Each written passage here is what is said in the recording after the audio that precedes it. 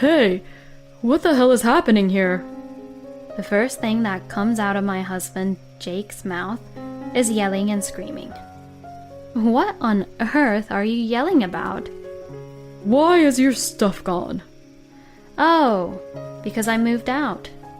Huh? What kind of joke is this? My name is Tina. I'm 30 years old. After graduating from college, I worked for a certain company and got married at the age of 28. I met my husband Jake through a friend. I happened to run into him when I was having lunch with a friend, and since he was working at the same company as my friend, she introduced him to me. From there, we exchanged contact information, had several dinners together, which developed into a romantic relationship. After a year of going out with Jake, we got married. 2 years into our marriage, we are still very close as a married couple.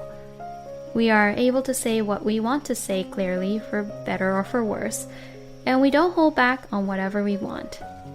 On this particular day, while sitting around the dinner table with my husband, he joked around making fun of the meals I cooked for him. Is this soup a little bit bland? Oh, you noticed that too? Actually, I thought so too. Tina, you will always suck at cooking, huh? Then, from now on, you should cook all the meals, Jake. Huh? Okay, I'm sorry. Thanks for everything, even though you also work like me. Alright, I forgive you. But for that, you must take me out to dinner sometime. Aw, man, seriously? Okay, fine. Even though we joke around with each other like this, we never forget to express our gratitude to the other person. This is the way we are as a couple. Sometimes we would end up quarreling, but I still loved my husband. Then one day I received a message from my husband, who had been working late, saying, I'm going home early today. We hadn't been able to have dinner together recently, but it looked like we would be able to spend some quality time together today. I was in a good mood as I waited for him to return and started preparing dinner. Just as I was about to finish cooking, my phone rang. When I answered the phone, my husband apologized and said, I'm so sorry. I'm really sorry. I'm not going to make it home after all. What? What's wrong? I couldn't finish my work. I see. Well, that can't be helped, right? You already made dinner though, didn't you? I'm really sorry. As he had guessed, I had already started preparing dinner. But if it's work, it really can't be helped. Next time, for sure, I'll buy you dinner. Please, forgive me. Ooh, that sounds nice. I'm counting on you. By the way, you've been working a lot of overtime lately, right? What? I have? Yeah, it used to be at most twice a week, right? Lately, it's been every day, you know.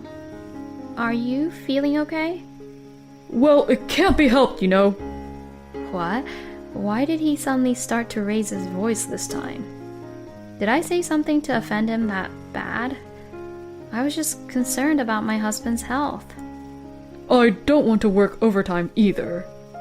Don't you dare get any funny ideas. What do you mean by funny ideas?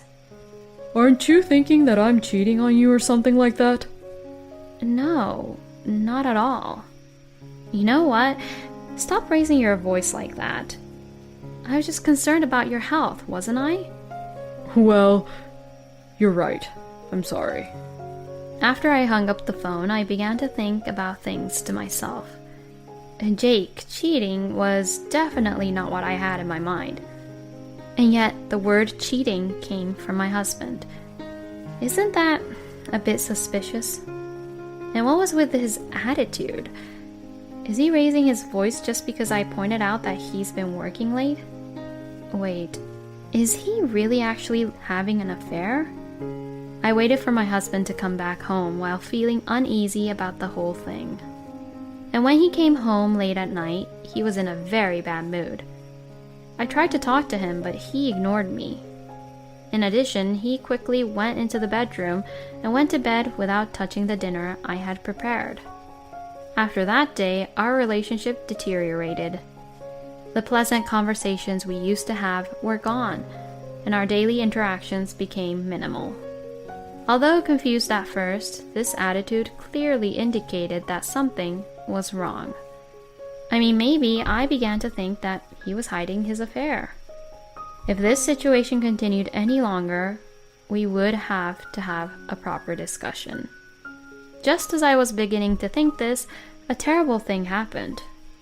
That day, my husband came home from work and started talking about my mother-in-law, Joyce. My mom is going to be hospitalized. What? Why? Because she's sick. So, what is she diagnosed with? I didn't hear the details. Huh? I couldn't get any details from my husband. I picked up my phone and tried to contact my in-laws. Stop it! My husband took my phone while shouting loudly again.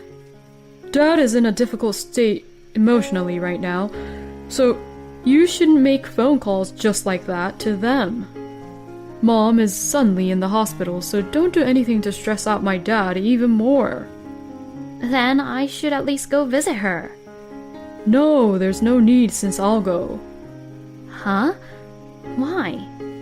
Mom told me to do that. Joyce said that?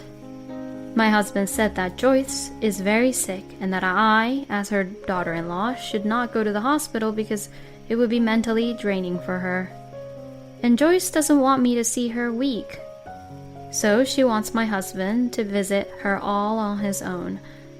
My parents-in-law have been very supportive of me. Joyce, in particular, has taken care of me like a real daughter since I started going out with Jake. And Joyce, who loves to travel, is the kind of person who buys me souvenirs every time I visit her. The house we are living in now belongs to Joyce as well. She originally inherited this house from her parents, and it used to be vacant. When we got married, she let us live here for free. Joyce is still paying the property tax. I'm worried about Joyce's condition and would like to visit her immediately, but if she wants to have family-only visits, I can't really do that. Despite my frustration, I agreed with my husband and gave up on visiting her. Then, on Friday night, my husband went out to visit Joyce as planned. My parents-in-law's house was only an hour's drive away, but my husband would stay at his parents-in-law's house until Sunday. He was in a good mood and high-spirited that day. I'm sorry that I'm the only one going this time. It's okay. It's what Joyce wants. I'm worried about my mom, so I'll stay at my parents' house after I see her. I'll be back home on Sunday night. I know you're worried. Please be there for her, okay? I will. I think you already know this, but don't try to call my mom and dad. I don't want them to stress or worry right now. Yeah, of course. Okay, I'm off. See you later. I saw my husband off with a smile. But why does he have to stay at his parents' house when it's not that far away? It felt a little strange. But well, it's okay. Now I can look into my husband as much as I want. My husband has never let go of his smartphone, not even for a moment. So, I decided to check his computer at home. The password was predictable. When I typed the password, it immediately unlocked. First, let's check the folders on the desktop screen one by one. Then, when I opened one of the folders, the doorbell rang. That scared me so much. Oh no, did he forget something? I immediately switched the computer to the sleep mode and checked through the front door. What? My heart stopped beating. I saw Joyce, who was supposed to be in the hospital. Joyce? I quickly opened the front door. Oh, it's been a while. There in front of me stands Joyce, looking very energetic. Is it you, Joyce? Happy birthday! What? Oh, yeah. I talked to Jake about it, but He told me not to come because you were so busy with work. I just came to give you a present. I'll leave it here and go now. Well, congratulations. As usual, Joyce gave me a kind smile. I seem to have been quite distressed by the fact that my relationship with my husband has deteriorated. I was too distressed that I even forgot my own birthday. But there's one thing I need to understand here. Thank you, Joyce, but did you by any chance slip out from the hospital? I asked that even though clearly Joyce looked fine. Hospital? What are you talking about? There's no way I'm sick. You know me, right? I'm a health nut. Indeed, you are. What's wrong? Did something happen? Oh, by the way, is Jake home yet? He said the two of you are celebrating together today. Jake is at the hospital right now. Huh? What's wrong? Jake went out to visit you, Joyce, in the hospital. He even said he would stay at your house until Sunday because he was worried about you, Joyce. Wait a minute. Joyce took out her phone and started calling my father-in-law. Then, after contacting him, Joyce opened her mouth with a serious look on her face. Jake didn't come to our house. My son lied to you, Tina. I didn't know what to say and fell silent. Oh, Tina, it's okay. You're my daughter now, aren't you? I'm on your side and I want you to tell me what happened.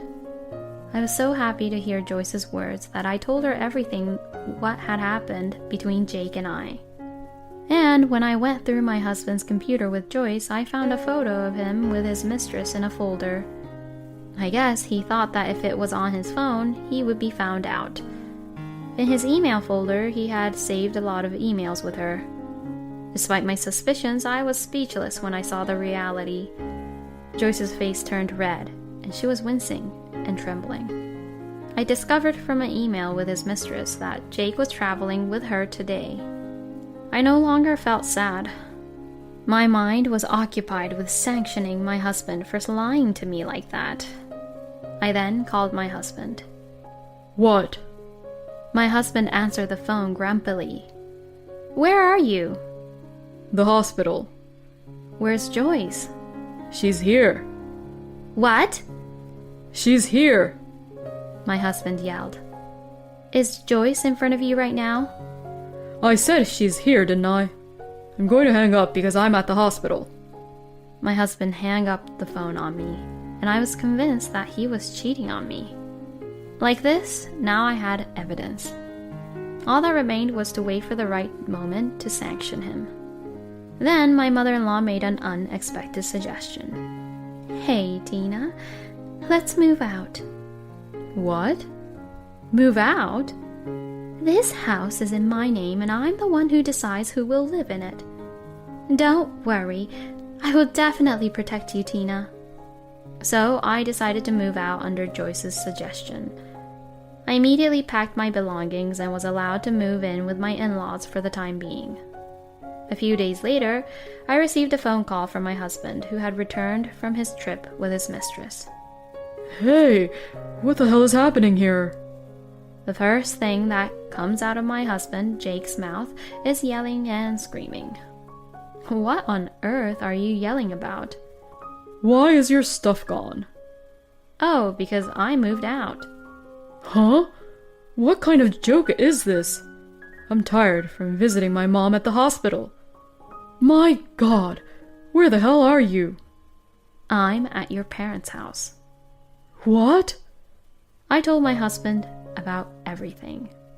I told him that I had already discovered that him visiting Joyce in the hospital was a lie, and that I already had proof of his affair. Understanding that everything had been exposed, my husband began to apologize immediately. I'm sorry. I was seduced by that woman, and I did it just for fun. It was nothing serious. Since it was just for fun, you're not thinking about divorce, are you? You'll forgive me, right? I'm fed up with my husband, who is always making excuses for his crappy apology in an attempt to somehow get away with this. There's no way I'll ever forgive you, okay? It's disgusting that you even told the worst lie about your own mother being in the hospital and cheated on me, isn't it? No, please listen. Don't you dare make any excuses. It's a fact that you cheated on me, right? That won't change. I will never forgive you. I'll make you pay alimony, for sure. Don't ever get involved with me again, you asshole. I hung up the phone and set my husband's number to block any incoming calls from him. After that, my husband visited my parents-in-law's house, but they easily dismissed him at the door. My husband was cut off from the family ties from his own parents. After the divorce was finalized, my ex-husband rented a low-rent apartment and struggled to make ends meet. Simultaneously, I retained a lawyer and filed a claim for alimony against the ex-husband and his mistress. With all the solid evidence I had, I was able to make them pay exactly what they owed me. It seems that my ex-husband's mistress was an employee from the company he worked at, and she just joined the company. They were rumored a lot within the company, and his mistress quit work in the end because she couldn't take it anymore. My ex-husband also got cold shoulder from his coworkers. It is probably only a matter of time before he quits the company. How is he going to live with the financial difficulties he is already facing due to the alimony payments? I don't think he has a bright future ahead of him. But, well, it's none of my business. And I was finally able to move into my new house recently. Tina, please come visit me again anytime. When I moved out, Joyce would say these warm words to me. Thank you so much for taking care of me. You are my precious daughter. Thank you. Although I didn't have a good married life with my ex-husband, I still have a good relationship with Joyce. If Joyce ever has any problems in the future, I would like to support her fully. Thank you for watching until the end. Please subscribe to our channel. See you in the next video.